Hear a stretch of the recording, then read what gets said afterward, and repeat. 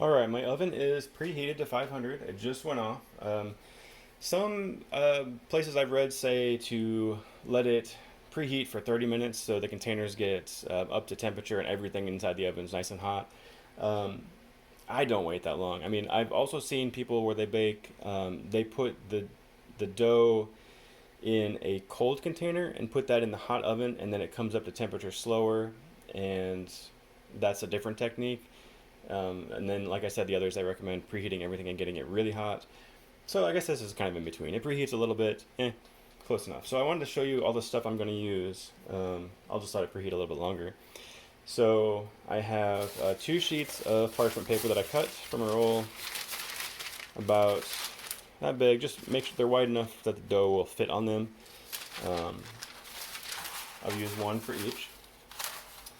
I have a peel. I'll use this just for turning the loaves over. I'll show you how that works. It's an easier way to do it. You can use your hand if you don't have one. I just like doing it this way. A scissors. I cut the parchment paper before I put it in the containers and after, because I don't want it like hanging out. And also, if there's a lot of paper kind of in there, it wrinkles up a little around the sides, and then you get kind of weird shaped dough. So I try to cut off a lot of the parchment paper to make it even with the edge. And then this is what I use to score it. So it is a double-edged razor blade. And no, I did not use this one on my face, but this is what I shave with, is these kind of razors. So I just grab one, and this is a coffee stir split down the middle in half, and I just bent this. They're very flexible, and stuck it on there. So you don't have to buy a fancy tool.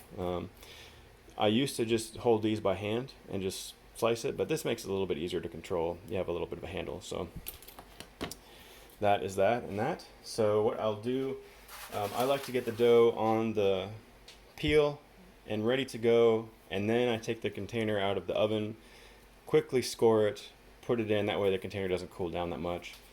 So this is the dough, and you probably saw this in a previous video. And it's kind of going crazy. So this is way bigger. Usually it's just to the edge. This is rising like crazy. It's warm today, so it makes it a little bit tricky to use the peel because I can't really set it flat on there. It's going to deflate it. But this is what I do. So I take the parchment paper and I just center it on the bannets in the dough like that. And then what I'm going to do is put this on here and then invert the whole thing. So I'm not going to push it down. I'm going to kind of lift it and use the edge to turn it. This is just in place of my hand because it's a lot bigger of a flat surface. So this. There we go. And hopefully this will come out because it's way up there. Kind of wiggle it around a little bit. I did use quite a bit of flour. White rice flour really helps this. And it's a little bit stuck over here. Hopefully it doesn't get all deformed. I never get the flour all the way up on the edge, so if it rises this much, it's going to stick a little bit. So get in there. Don't fall off. Okay, so this is a big boy. Yeah, let me get the container out.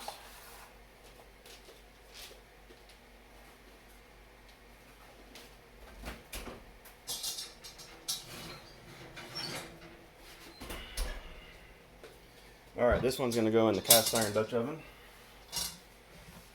And we'll take this off. I've got welding gloves I use for my oven mitts. Work really well. All right, so then to score it, you don't want to slice it too deep or you're going to deflate the whole thing. To make it so you can see it, I'm going to just do a plus or an X on the top. The other one you can do is kind of a crescent around the edge. So we'll just do this. And you don't want to go too deep, especially if it's really proof like this, because then it's going to let a lot of the gas out. Just going to cut this down a little bit.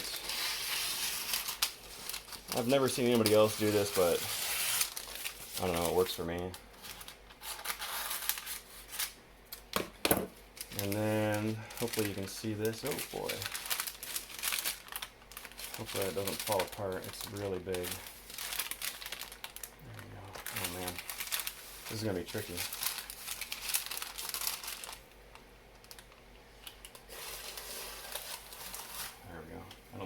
lost any air.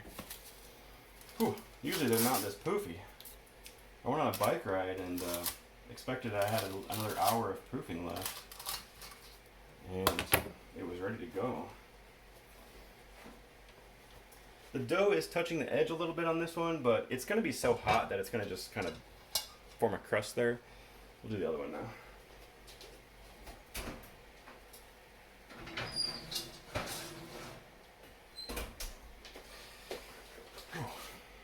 It's really tricky when it's this big. Alright, do the same thing. I don't think I'm going to cut the parchment this time. Give me a little bit more surface to hold on to. There we go.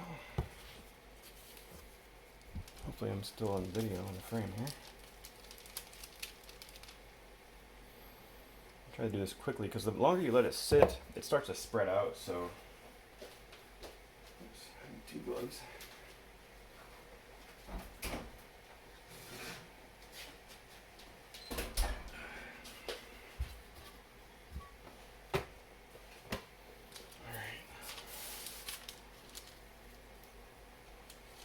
There we go. I just did a slice around the edge there. I don't know if you can really see that. I'll transfer it in there. I have a feeling these are going to really expand in the oven. I don't know if this is necessary to cut all this off, but I think it helps make it a little bit less wrinkly, and I don't really like this parchment paper burning in the oven either. Doesn't hurt anything. It never it doesn't catch on fire or anything like that. It's just kind of weird. So, all right, here it goes.